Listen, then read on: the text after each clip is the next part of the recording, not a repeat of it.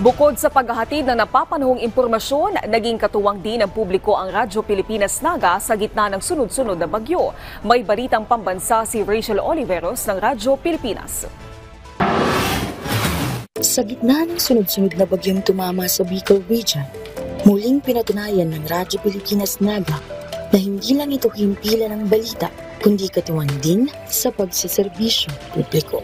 Kahit naapektuhan din ng Bagyong Cristina ang kanilang operasyon, nagawa pa rin nilang maglunsad ng inisyatiba para matulungan ang mga lubos na nasalanta.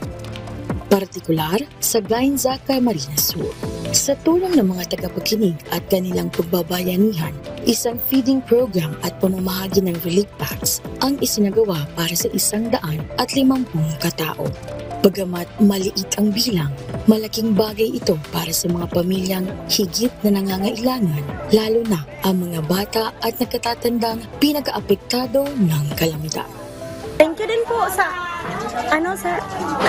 sa dagdag po nindong tabang samuya. Pinapasalamat mi po ini. Ito pa lamang ang simula ng maraming proyekto ng Radyo Pilipinas na layong magtulay sa mga tao at patibayin ang diwa ng bayanihan. Dahil dito sa Radyo Pilipinas, hindi natitinag ang aming hangaring maglingkod para sa tao, para sa mamamayang Pilipino. Salamat kay Radyo Pilipinas Naga!